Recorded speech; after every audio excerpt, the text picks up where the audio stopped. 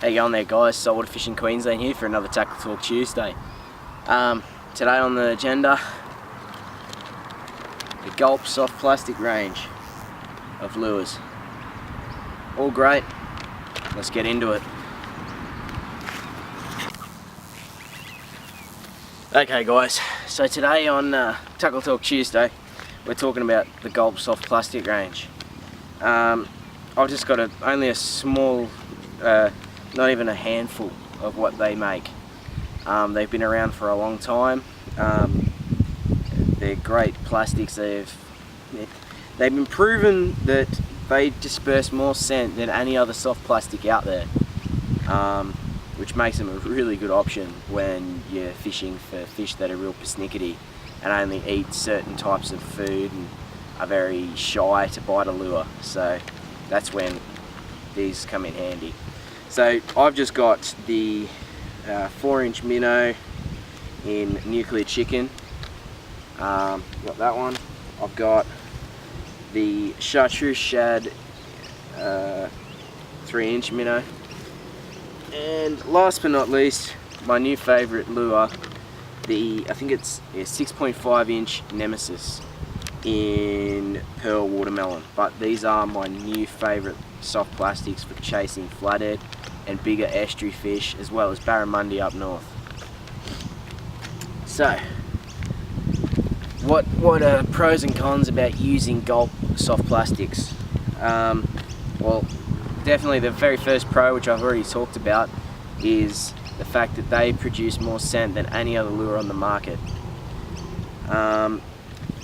Gulp also makes a more of a broader spectrum of lures, so it's not just these types. There is thousands of different types of colours, combinations that you can rig up. There's just endless amount of uses for these plastics. The ones I've got are good for estuary fish. These ones especially brim and smaller flathead and medium to small flathead. These ones are larger, big girl flatheads and bigger fish like that would take bigger baits, like tailor and snapper and all that sort of stuff. Stuff that usually sits around estuaries, even jewfish, but I'm yet to get a jewfish on one of these. So another pro is that they all have a fantastic swimming action.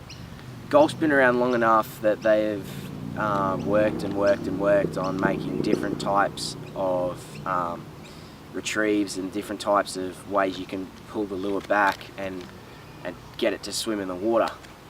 So that being said, they are one of the most worked on lure, I believe, in the industry.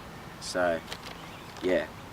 Now we're on the cons of the Gulp range, and it's the only thing that really, it's one of the only things that are really downers on their behalf, and that's the fact that they have got Ziploc on the bags, but they all leak. Even when you get the small tub, which is supposed to be waterproof, actually leaks as well. And this is probably one of the contributing factors that most anglers don't like buying Gulp, is because they have the oil that is inside the packets leak out into their tackle box, and it'll 9 out of 10 times will ruin another lure. I personally felt this, and it's the worst feeling knowing that you have to clean your tackle box because this packet that you thought was resealable actually leaked and it got into the packets. So I believe that's probably one of the biggest cons. Another one that people find irritating is that unless they put back into the packet or put back into there's actual tub, I haven't got one, but there's an actual tub that you put all the lures into. But if it's not put back into that, it's only a one-use item, and after being left out for a day in the sun, it'll actually dry up and harden. It'll be harder than a rock, and you basically have to throw away the jig head. Now that's a big factor to brim anglers and all those sort of anglers. That's why they don't buy these and they buy other brands, is because that they are pretty much one-use items, one-use only baits. So yeah, that's that. Pros and cons. I can't really fault. They've got a good colour range, good action. You can't really fault them for their price as well. They're very cheap, affordable lures. That's about it. Hey guys, sorry about that. Really am. I just thought I'd move back inside where you guys could hear me better.